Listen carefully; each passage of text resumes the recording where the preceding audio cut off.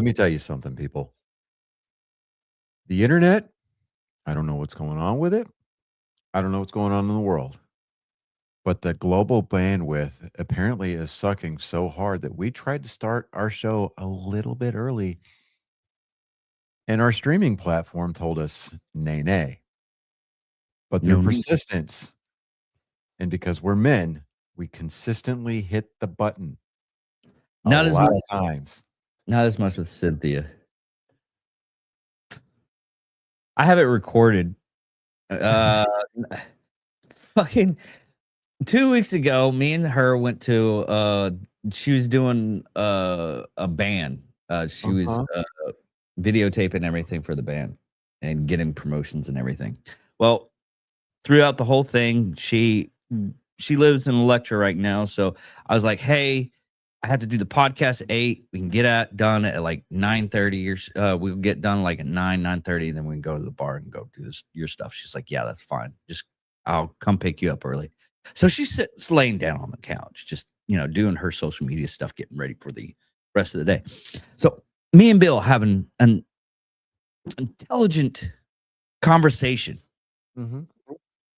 And I see out of the corner of my mind her fucking right arm just going furious. So, because I'm a degenerate, what are my first thoughts, Johnny? She's double clicking the mouse. Fuck yes. I was like, I literally said in my mind, I was like, she is not doing what I think she's doing. Okay, she's clicking on her phone. And I noticed that it tilted a little bit because I gave her like this screen so it protects it from looking on the side. But so I was like, oh, she's watching a video and she's hitting the like button as much as time to give precedence and she's like, it's up to 20K. I'm like, oh, okay, that's good. At the corner of my eye, what I'm looking at, right? She's like, what? It looks like you're doing something nasty on my couch, and I don't freaking like it. She's like, come on, okay, I could see your point. So, anyways. Yeah. So, but welcome to Nerd Sports 274. Our intro got wildly off track, which almost. You know what? I actually like it doing it that way. I honestly do. Well, I was trying to I was getting there. I was, and then just for whatever reason, when I said, smashing that button. Yeah, you hit my. You squirreled and you took the show like, and then we lost 11 viewers just like that. You hit my tism. You hit my tism. That's what happened. You need to stop that, Johnny. It's all your fault. Johnny, can you do me a quick favor though? What? With your mustache and your little stash on the bottom part, and the haze that's on your camera, you look like somebody's. Oh God, that's not better at all. There we go. There we go. That's a little bit better. Should we just move on to the weird sport? Yeah. There you go. Weird sport. Take it away, David. Okay. Yeah. You actually you sent me this, and I already had like files of these things already. So as we take a look at Team Philly here. Yeah, I love the technique that Team Philly used. She went kind of slow and steady. I see some of the other competitors like really raking it really fast, and sometimes that causes the confetti to fly back up. And so she went kind of. A few highlights. Yes, this is real. It's a thing that happens, and there are games, tons of housewife games. Oh yeah. You gave me one video. And Dude, I'm like, it has been, I mean, all day. My algorithm has been nothing but yes. My apparently the internet. Okay, so the Ocho, ESPN 8 is a real thing, right? Yeah. So apparently the internet's just picking up on this, right? we went to Clear Lake over the weekend. Yeah. And you know, it's there. It's not very, plentiful where, either one of us lives. So we went to, you good? Yeah. Went to Outback Steakhouse, right? Okay. And immediately the kids start complaining because they're like, I don't like Australian food. It's not Australian food, it's American cuisine, right? Because you have Outback Steakhouses in Australia and they go for the American cuisine, right? Yeah. And then, they've got chicken strips. Oh, we're good. We're good. We can get chicken strips, right?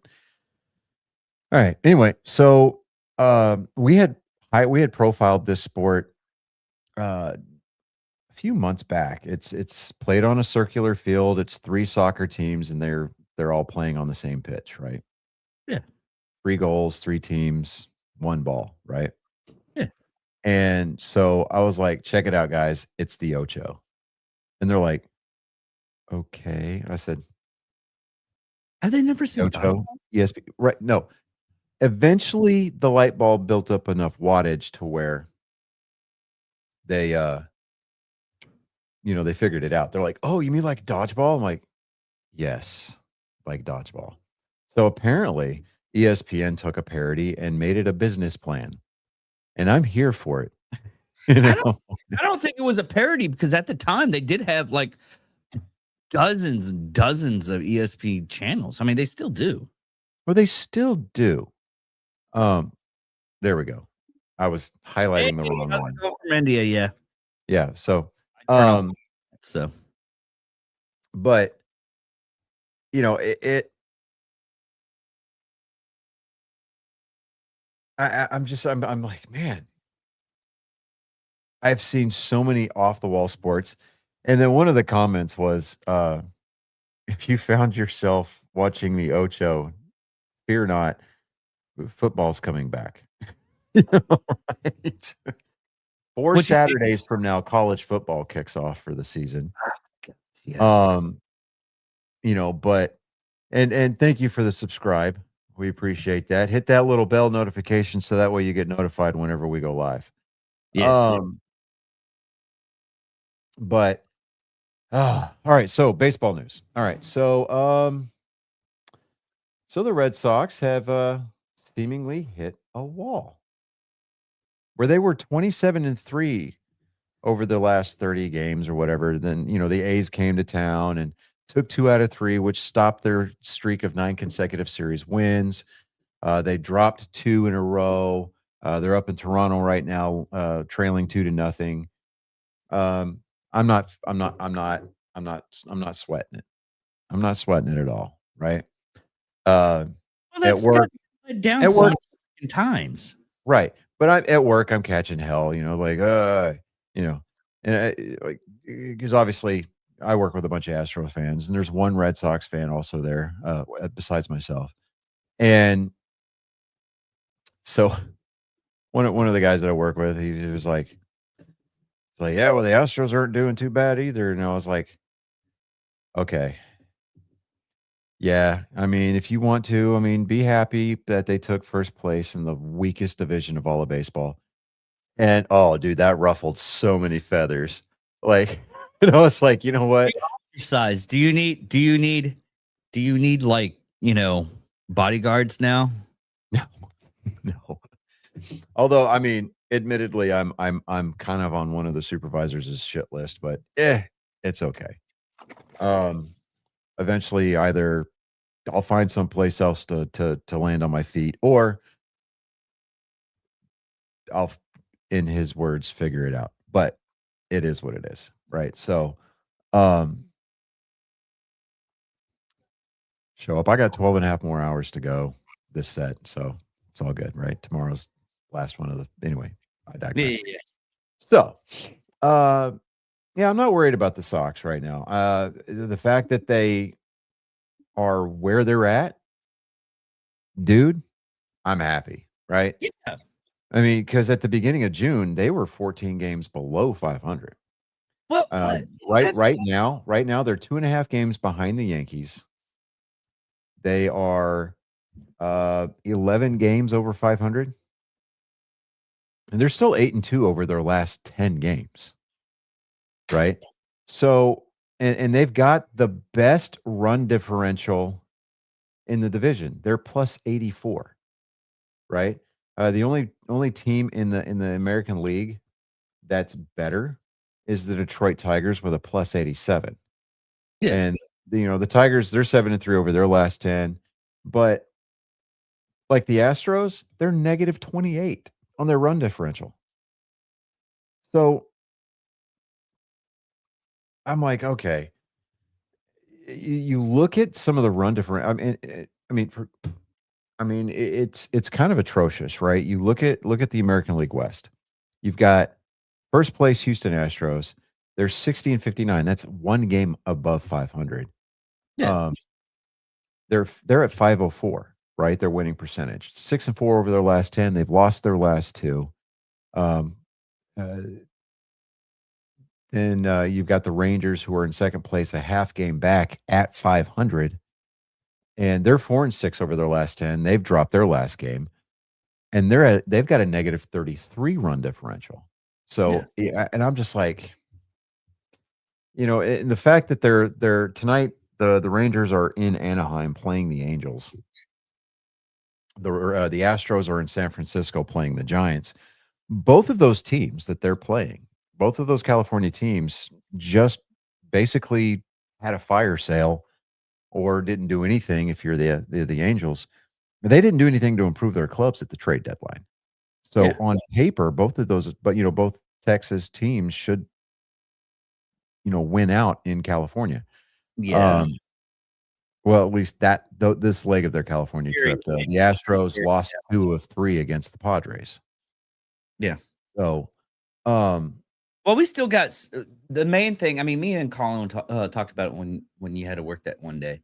Yeah. And we were saying, in all reality, September's the day, the month you really want to pay attention to. It is the reason why we play 162 games. Yeah. I mean, literally. I mean, it's like I'm not sweating it. But let's take a look at the wild card standings right now. You've got your American League division leaders right now. You've got Tampa Bay in the East, Chicago White Sox in the Central, and you've got Houston in the West. But your AL wild card leaders are the Yankees. It's plus 7 games. The Red Sox are firmly in second with a 2.5 game deficit to the Yankees. And then you've got the Rangers holding that third wild card spot. Now, sorry, I'm talking with my mouth full, but it's what happens. You get home 30 minutes before showtime. But Detroit, they're a game out of the wild card. Minnesota's a game and a half. Cleveland's a game and a half. Baltimore's 2 games out. Now, it's worth mentioning that Baltimore's 4 games below 500. So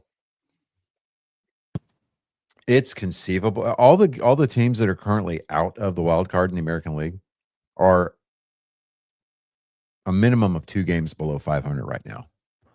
So if the Rangers go on a slide and the Tigers kind of float right there, I mean, we could have a sub 500 team in the playoffs.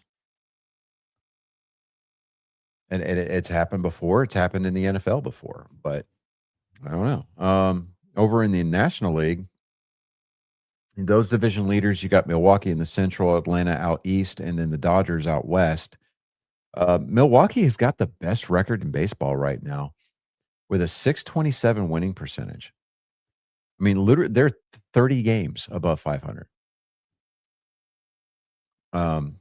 But the Chicago Cubs, they hold the first wild card spot. The Diamondbacks and the Phillies are basically they're in a virtual tie for the second and third wild card slots. San Diego, they are 5 games below 500, or actually 5 games over 500. They've got a 521 winning percentage. They're a game out. The Marlins, a game above 500 or 3 games out. St. Louis is at 500. They're 3.5 out. And then the next team below them is the Washington Nationals. They're 2 games below 500, and they're 4.5 games out of the third wild card. So depending on who gets hot at the right time, you could see the playoff picture not be completely solidified until game 162. Which, when we get to game 162, it's the last day of the regular season. Every game, every first pitch on 162 day starts at the same time. And the reason why baseball did that is because you would have teams scoreboard watching and seeing, well, they're a potential opponent for the first round of the playoffs. Who are they starting? So that way we know if we need to start our ace or if we can rest him and then have him start for game 1 of the series, kind of a thing, right? So it took that out. It took that option away from teams, which I was loving. Because I mean, because when the playoffs started, everybody's 0-0 again, and it's it's even, with the exception of the top seed, which obviously from each league they get the first round bye. But I'm good with where the Red Sox are right now. I mean, realistically, they're not going to. Nobody can hold that kind of a winning at that kind of a clip. They can't.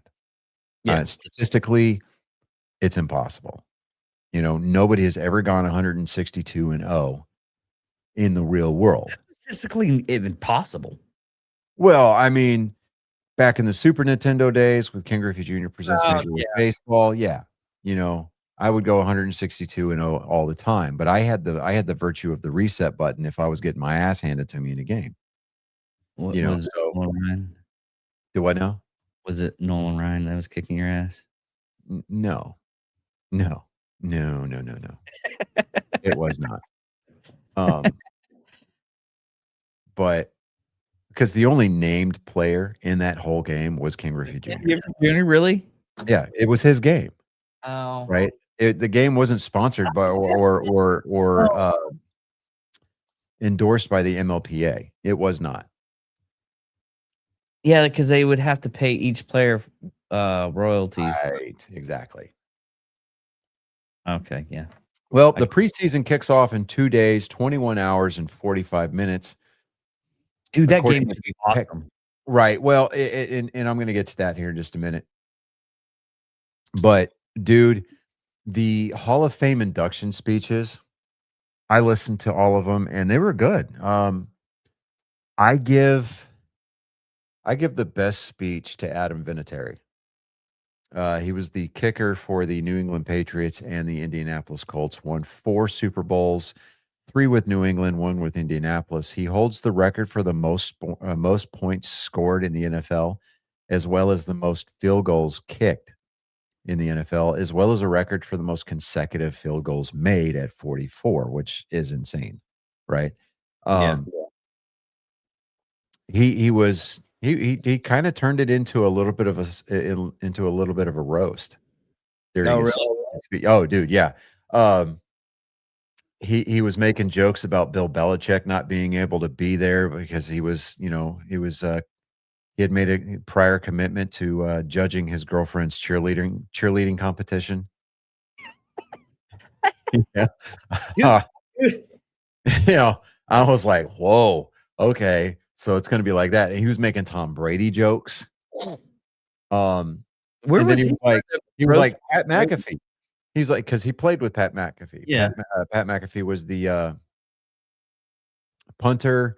He was also the kickoff specialist, right? Vinatieri was the place kicker.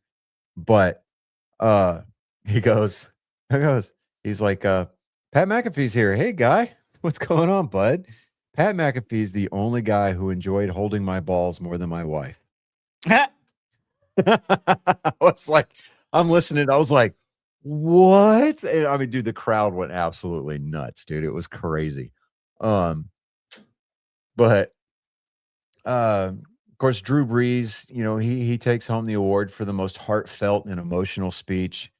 Um, it was a good class of Hall of Fame inductees for the NFL. Um, and I mean, I know that in preseason, you can't really gauge how a team is going to perform in the regular season by how they play in the preseason, right?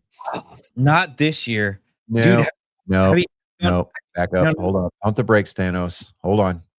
Hold on. All right. Pump the brakes. I'm telling you.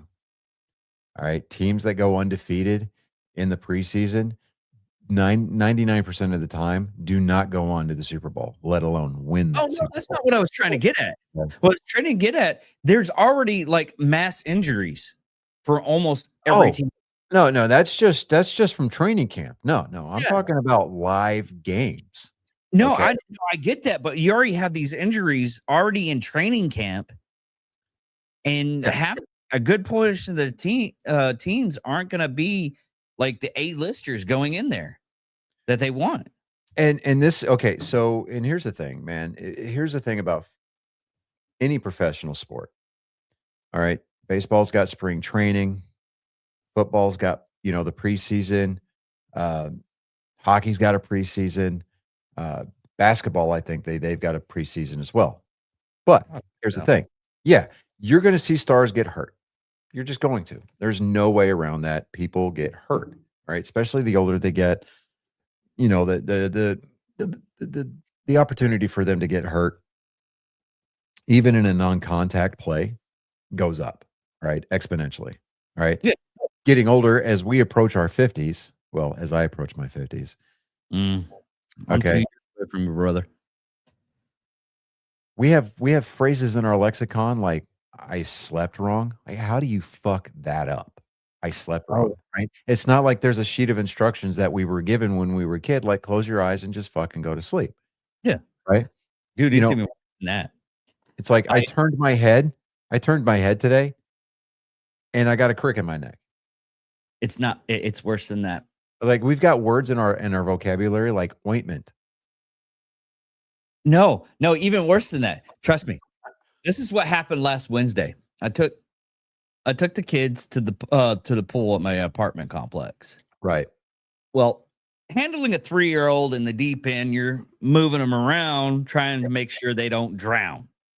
Yeah. Death or death-like symptoms. Right. So I'm pulling this little girl, and I'm just grabbing her, pulling her, moving her to the side. Well, I grab her a little bit because I wanted to put her into the kiddie pool area, and I grab her, and she coughs because she just inhaled a lot of water, and she headbutts my collarbone. Mm-hmm. I pick her up. I was like, oh, damn, that hurt. I pick her up. I slip, and I hit they have these boulders to separate the big pool from the small pool. That's right, That- dude. I can't stand the pool at your apartment complex, man. I slipped and bruised my leg. I thought I was like, oh man, I'm gonna have a big gash because I hit that rock. Luckily, didn't happen. Mm-hmm. I go to work, and on Friday, mind you, this is Wednesday. On Friday, I'm like working and everything, and stuff starts to hurt. I'm used to it because I'm at that age. I was like, I hit my leg. I was like, oh God, what happened there? And I was like, man, well, my shoulder started giving my regular shoulder stretches and everything. And I pressed my collarbone and intense pain.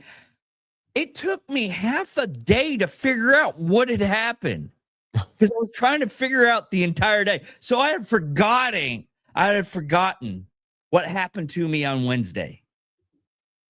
I'm thankful that I've got a wife that is big into the peptide stuff, right? Yeah. So I don't even ask what it is that she's putting in a syringe to give to me. I'm like, oh, you are. If you think that I could use it and it would help, go for it, right? She had me doing this stuff a while back, and I think I'm about to start a new cycle of it called the Wolverine Stacker. Oh yeah. The BHT something. Yeah, yeah, yeah. Oh, that helps a lot. Bro, yeah. And then before I go to work sometimes, and most of the time before I go to the gym, she draws up a syringe full of this stuff called Superhuman. It's a pre-workout. Oh, I don't need that. No, no, no, no. Dude, it's not like one of these, you know, you take it and all of a sudden you've got like a nuclear reactor going on, right? It's not like the powders, right? It's not full of sugars and caffeines. I don't know what's in this stuff, but dude, I get a longer, more sustainable burn. And and I'm like, I fucking love it, dude. I'm like, whoa, it's crazy. So, but and I can definitely tell when, like, if I skip a day, Yeah. I can feel my age on those days. That's what's really sad nowadays. One, I wouldn't ever, ever, ever, ever be mean to your wife because one of those days she's gonna hook you up with a syringe, and I'm gonna be wondering where you at on Monday. I mean, I mean, you've known me for years now, so it's like I've got no problem with being savage to other human beings, right? Yeah. I've learned to Shut your wet mouth. sand. Just say I've learned to wet sand with 10,000 grit sandpaper, the rough edges, right? I feel like as I approach the half century mark that I've become much softer. Like, and then with my niece running around, like I came home from work today, right? So of course my wife hops off the couch and she comes over, hugs me, and gives me, the kiss, and I hear my niece, "Ee," and then the pitter patter of little feet as she comes running, around the corner of the couch. And then she just comes up to me and goes, "Uh." And I'm like, "All right, I love you too." And I pick her up, and I'm just like, now I'm carrying around a toddler, and I'm like, awesome. So, but I got plenty of things around here to keep me young, but man, I'm telling you, the peps help. The peptides do help.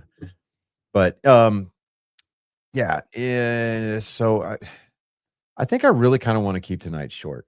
So it's going to be an abbreviated episode. I know we say that, but then 45 minutes later, we're still here. we can do 5 minutes on the WNBA. Yes, let me pull that up here real quick. I'll give you a little bit of notes. The commissioner of the NBA, WNBA, decided to say trans women can do men's sports or women's sports, and this is all because Sophie Kelmingham coming out. It's like men shouldn't be in women's sports. Yeah, well, here's the thing. The WNBA and the hierarchy that run it, okay? They need to understand something. That's just because you've had positive returns for the last 2 seasons, 3 seasons on now, I think. Is it 2 seasons? I think it's 2 or 3 seasons. All right, since Caitlin Clark came into the league. Since Caitlin Clark came into the league, you were for the first time in your league's history are returning a profit. Okay? Don't forget that you are being subsidized by the NBA. The NBA has been footing the bill for your losses since your inception. Mhm. That is because up until Caitlin Clark came into the league and generated a wealth of excitement about women's professional basketball, And don't forget product about Sophie. put on the court has been absolute shit. Yeah. Okay. And don't forget about Sophie Cunningham either. Yeah, no, no. You circle the wagons around both of those girls. Oh, yeah. Okay? Because, when she okay, so let me When Cunningham came in, not Cunningham, Caitlin Clark came into the league, dude. Whenever we made a short and it popped up, we would get about 2K views. Yeah. It was, You know. it was just it was basically printing money at that point in time. Yeah. So, you know, Sophie Cunningham, she puts herself at the center of I mean, she makes the league newsworthy, right? Oh yeah, absolutely. Caitlin Clark's out there being an assassin from the outside, right? She's getting her triple doubles, you know, and she's doing her, right? Yeah. I will own a Caitlin Clark jersey before it's all said and done. I will own a Sophie Cunningham jersey before it's all said and done. And when the Houston Comets finally get going and get back to playing basketball at the Toyota Center, I will go see those games when the Indiana Fever are in town. Oh Absolutely. Yeah. Right. So, but I mean, so the other night she took she basically took a forearm to the face. Now, let me see something here. Now CBSnews.com, this is the headline, all right? WNBA faces new controversy after Chicago Sky's DeJoni Carrington ejected over foul on Sophie Cunningham. Now, it says, the WNBA star Sophie Cunningham, already at the center of a fight over transgender participation, took a flagrant foul from an opposing player who was ejected from the game. See, that makes it kind of sound like the girl that took it all arm and then slammed her to the ground. Yeah. Tries to make it sound like she is transgender, which she's not. All right. Brittany Grimer is. Okay. I'll touch you on that one. But what I find funny is that, at the risk of blowing up the show here, I see the WNBA as a good old girls club, right? And if you're not the right skin color, no, I don't think it's. No, hold on. I'm going to clarify, right? Because a majority of let me back up. It's not that if you're not the right skin color. I think it's if you don't touch grass. Yeah. Okay. So if you don't think a certain way, and if your lifestyle doesn't fit into the mold of what other players in the WNBA think it should be, you become a target, right? So when the Chicago player got ejected, when they reviewed the foul, right, they upgraded the flagrant foul to a flagrant 2, which meant an automatic ejection from the game. I'm surprised that the referees did that, because most of the time, dude, they let that shit go.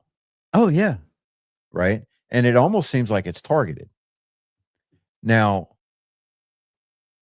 what does this girl do when she goes back to the locker room? She gets on her phone, she gets on X, and she tweets out white privilege. Talking about Sophie got to stay in the game because of her white privilege. It's like, are you kidding me? So Sophie replied. She goes, look, there's no privilege about it. I've been kicked out of games. I deserved to get kicked out of those games. When you commit a flagrant foul like that and you get ejected from a game, that's on you. Yeah. Right? 100%. And, it's almost, it's gotten out of hand. It really has. If the WNBA wants to build credibility amongst their fan base, okay, they need to have their referees either fired and replaced en masse, or they need to send them to training camp over during the off season and be like, look, these fouls are fouls. And the way that the referees are calling the games and letting a lot of flagrant fouls go, or fouling the wrong player, right? It's gonna destroy that league, right? It's going to officially just tank the league. Yeah. Now, when the WNBA commissioner comes up and says trans women, let's just face it, dudes with identity crises or dudes with inferiority complexes want to play women's sports so that they can actually have a chance of dominating. Yeah. It's a women's league. Okay. You keep the sexes, you keep them separate, right? Men have their leagues, women What- need to have their leagues. Keep them separate. Don't let the lines blur, right? What's really funny though is a lot of the NBA players are legitimately taking on saying, you know what? If you want to play like that, we're playing for the WNBA. And they're actually signing up for the WNBA. See, Right now, because of that, the commissioner is like, well, we have to go back and find out what really makes a woman. Me, I was like, the axe wound. Check and see if there's an axe wound. If there's an axe wound, maybe you should literally let them play. But if I've seen some muscle mummies, they had some really big hangs. But you know, if you have a member that stands up when women walk by, maybe or more specifically, if you have an appendage that stands up in the morning, okay, you don't get to play in the women's leagues. You just Maybe don't. just do a little bit of sleep study. That's all I'm saying. Or you know what? Even easier. Hey, we got this gold package because Blue Chew Gold. It's probably the best one to get everything up. You give it to them, and if something rises, even if it's a small amount, 2 inches is good enough, from what I hear. But Hey, if you pound it enough times, 2 inches will get you to the moon. I had to have sex with a woman 3 times because she wanted 6 inches.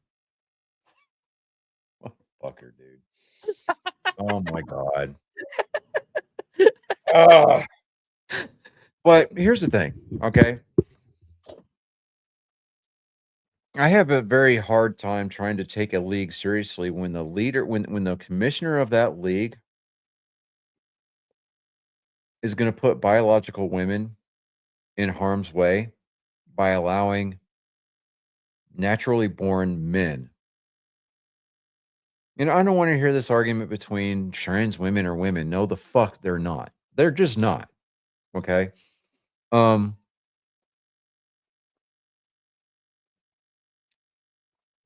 mean, really, you're committed to the cosplay. That's all you are. Honestly. Keep men out of women's sports and have a nice day. Right? And this is going to open up a really old can of worms, but all right, growing up as a kid, I was in Cub Scouts and then I was in Boy Scouts. Made it all the way to Eagle, right? Mm-hmm. When they started letting girls join the Boy Scouts, I got a call from the Eagle Scout Association, right? Mm-hmm. Because they wanted to create this national registry and just make sure that everything was up to date. I told them I was still proud of my achievement, but I no longer identify myself as an Eagle Scout. And they were like, why not? I said, because the Boy Scouts have lost their meaning and they've lost their way. Because they took the word boy off of Boy Scouts. It's now just Scouts of America, but you can't join the Girl Scouts because that would be predatory, right? So You can't see, you can't see Timmy out there fucking selling fucking caramel delights or fucking Thin Mints, but Susie J. Rottencrotch can go out there and tie a fucking square knot and go camping with the boys. Tell me that's not fucked off, right? yeah. But anyways, digress. NASCAR. Yeah, NASCAR. That's what I'm doing right now. And I gave you 2 extra minutes. I literally set a timer. Right. Yeah. So, There was a race in Iowa this weekend. And we had a couple of really some second two consecutive or two this weekend had two-time winners now. Ty Gibbs picked up the second win of his Cup career this weekend in the Xfinity race. Carson Kvapil picked up his second career victory over the weekend as well. And I'm still freezing. What the hell? Bandwidth, I swear on all that is holy. I'm just going to get Starlink at some point. I need to talk to Daddy Elon about that and see maybe if he sponsors the show and gives us free Starlink. That'd be pretty awesome. I don't think he needs us to sponsor the show. No, we're asking him to sponsor the show. Like, hey, we'll pimp out the Starlink services. Just sponsor the show. We'll do live reads. I'm just saying, it's worth a shot. Anyways, 10 cars finished on the lead lap this weekend at Iowa. Short track racing. It's all good. Ty Gibbs, the aforementioned winner, picked up his second win of his career. 1 through 10 was Christopher Bell, or Ty Gibbs, Christopher Bell, who picked up the extra championship point by having the fastest lap of the race at 24.16 seconds, followed by Ryan Blaney, Josh Berry, Denny Hamlin, Chase Briscoe, Ross Chastain, AJ Allmendinger, William Byron, and Austin Dillon. That rounded out your top 10. Everybody else was at least one lap down, starting with 11th, Connor Zilich, Bubba Wallace, Chris Buescher, Joey Logano, Chase Elliott, Zane Smith, Noah Gragson, Ricky Stenhouse Jr., John Hunter Nemechek, Ryan Preece round out your top 20, 21st all the way down, Riley Herbst, Todd Gilliland, Daniel Suarez, Ty Dillon, Michael McDowell, Austin Hill, Brad Keselowski, Cole Custer, Austin Cindric, Shane Van Gisbergen, Carson Hocevar, Cody Ware, Kyle Larson. Apparently, he had a really bad day. Alex Bowman, Eric Jones, and finally Tyler Reddick. Tyler Reddick seemed unstoppable at the beginning of the season, and he has since fallen like a rock. But let's take a look at the standings real quick because we're only a couple of weeks away from the cutoff for the regular season. You've got Denny Hamlin, who is your points leader. Ty Gibbs with the win over the weekend picked up 2 spots. He's now in second. Ryan Blaney's in third. Tyler Reddick dropped 2 spots to fourth. Chase Briscoe up 2 spots to fifth. Christopher Bell, with the exception of Ryan Blaney, the top 6 or the 5 of the top 6 drivers are all Toyota drivers, and they're all either 2311 owned by Denny Hamlin or Joe Gibbs Racing, which owns Denny Hamlin's car. So, the settlement, the preseason settlement with NASCAR is paying out dividends apparently. So still, Chase Elliott dropped 1 to 7th, Carson Hocevar 8th, Chris Buescher 9th, Kyle Larson, he needs to figure it out, and he needs to figure it out quickly because he dropped to 10th. William Byron up 1 spot to 11th. Daniel Suarez down 1 spot to 12th. Joey Logano, Bubba Wallace in 14th. Shane Van Gisbergen 15th. And Austin Cindric in 16th. Now, the cutoff line is about 9 points. No. 39 points. 39 points. Or is it 32? 31 points. I'm sorry. 31 points separate 16th from 17th. Austin Cindric and Ryan Preece. Ryan Preece is in 17th on the outside looking in. There's a few drivers that are obviously going to be out of it, and they're out of it for good, despite the fact that they may have a win, because wins no longer count the way that they did last year, right? It's not win and you're in anymore. You have to qualify on points. It's the way racing used to be, the way it needs to stay. And I like this year's format. I hope they stick with it. I'm telling you, it's going to be tight.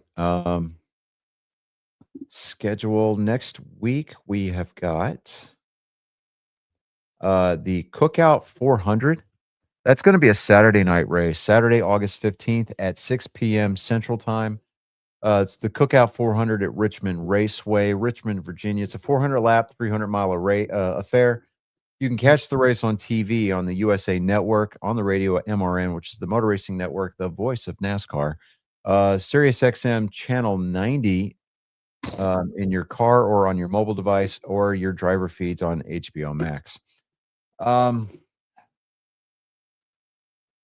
Richmond and Iowa are set up a lot alike. Iowa was actually modeled after Richmond, so it took a lot of inspiration from Richmond. It's going to be a lot of beating and banging, and there's going to be a lot of tempers getting flaring up, because after that, we're looking at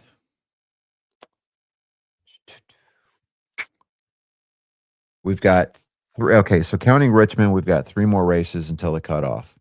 You've got Richmond, and then you got New Hampshire Motor Speedway, and then you've got the regular season finale at Daytona for the Coke Zero 400.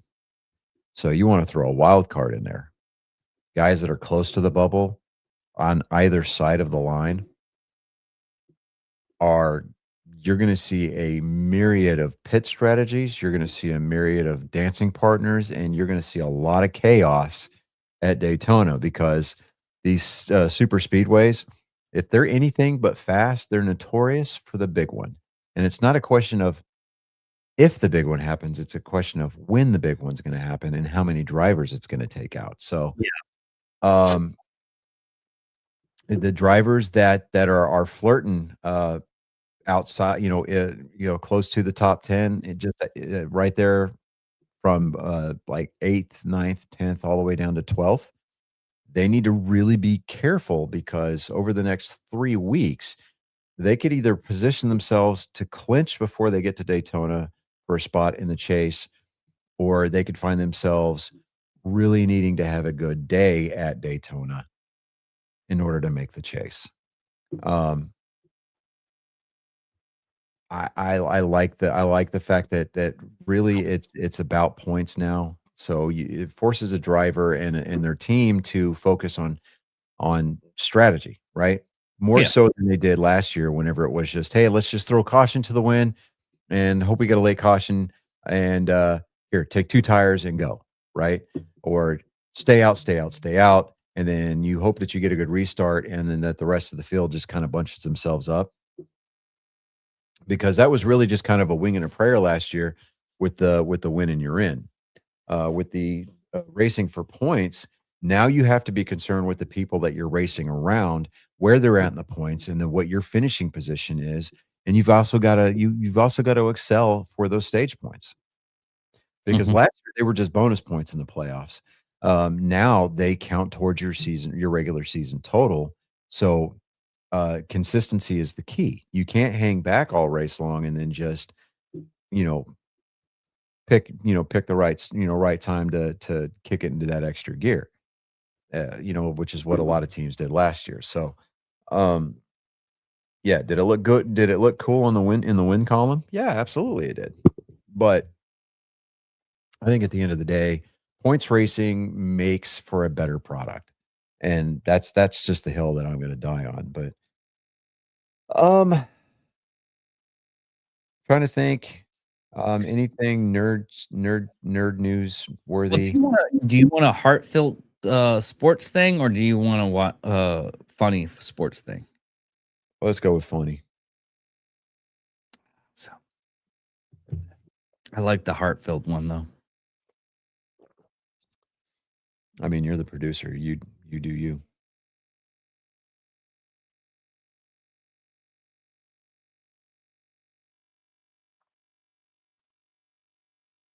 These 2 men, Royce and Cantor, are messing things up. But they're women. There's nothing Then wrong. why the hell are we having this meeting? Oh, shit, they built the defense. Ladies and gentlemen, they have officially abandoned basketball. That's a 17-foot woman, technically. Y'all need one more.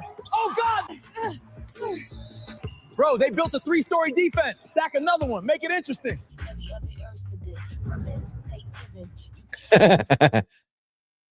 Had to mute it because of the music.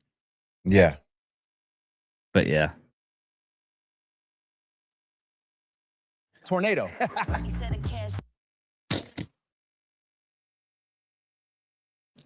That's just funny. All right. Yeah. I get it. Yeah. You gotta love AI. Yeah. Super Trooper 3's out. Yes, it is. I have not gone to the movies yet, so I do want to see Super Troopers 3. I do want to see Spider-Man. That was I really know good. what happens in the damn movie, but I still don't want to talk about it until I see it. It was really good. Yeah, that's what I've heard. I've heard from a lot of people that now Tom Holland is now officially past Tobey Maguire for title of the best Spider-Man. I say it from a lot of people, not everybody. Everybody's allowed to have their opinion, even though it's wrong. It just is what I tell people all the time. I mean, we serve so they could have shitty opinions. It's all good. You are welcome, America, by the way. Thank you. Love Thank that. us for our service. Yeah. Yeah. So, but That's about it. I mean, other than Sony has started putting notices on their new PlayStations that in January of 2028 physical discs will no longer be a thing. yeah.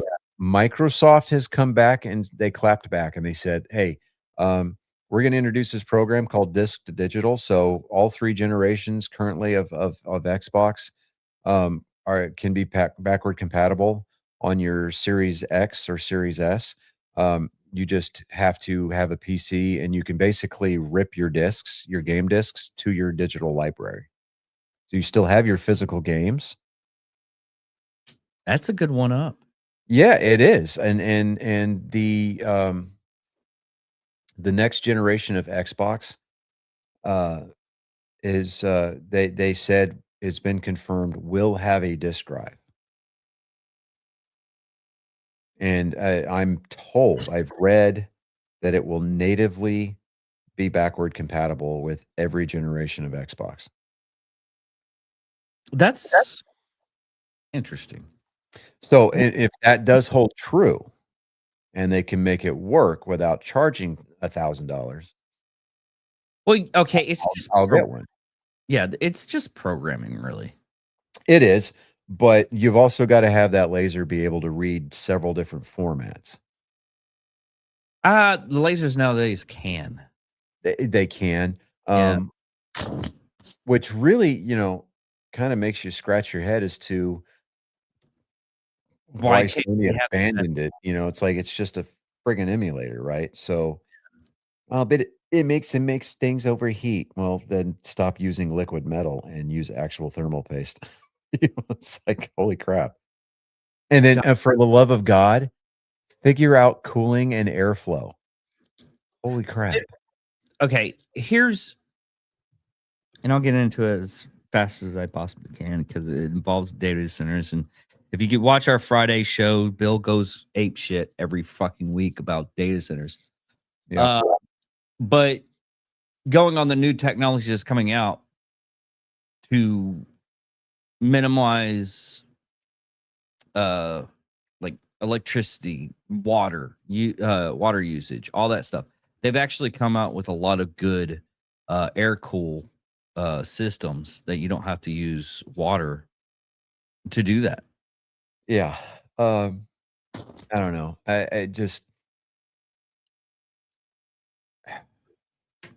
as long as the data centers don't chew up the water in the areas around them, and they can produce RAM at pre-AI prices, great. Yeah. I would like to be able to buy an SSD without having to put a second mortgage on my house. Yeah, it's like we're living back in the early 2000s again. It's insane, right? Yeah. I've zeroed in my okay. I do have a little bit of nerd to talk about. All right, so Hobbytown is a chain of hobby stores, right? They models, Yeah, you RCs. can't find them anymore. It's very rare. There's 4 of them in the Houston area, and they're building 2 more. Oh, so I've got one in Pearland, so it's 45 minutes for me. awesome. I've been to it twice, and they have an entire section devoted to just Gundam. What did you use to hide your erection? I didn't. Ah, I Dude. damn near knocked kids. there was a there's a perfect grade Millennium Falcon model, a 172 scale. I almost knocked it off the shelf. Dude, kids. That's all I'm gonna say. Well, it's a good thing I went in there just before closing when there was no kids present. But so there's a Gundam that I want. It's the RX 98, right? It's a perfect grade, but it's the perfect grade unleashed. So this thing is a big boy and it's spicy, right? Mhm. Price tag $650, Yeah, it's not gonna surprise me. right? They've got one. I've never seen one in the wild until I walked into the store and I was like, okay. Yeah. That's a different story. right? And I had to hold the box, dude. I had to pick it up and hold it. And the dude, the girl that was working there, she was just completely cool with it. She goes, "Yeah, go ahead, pick it up." And I was like, "Oh my God. It's it does exist, right?" Like, and she goes, "Yep, people buy it, but I don't know how." And I'm like, "Yeah, that's because they're content creators and they have sponsorships Yeah. that allow them to buy that stuff." Yeah. Or Bandai sends it to them. But so I in addition to Hobby Lobby, I have a new Gundam spot. I've already bought 2 kits from Hobbytown in Pearland, Texas.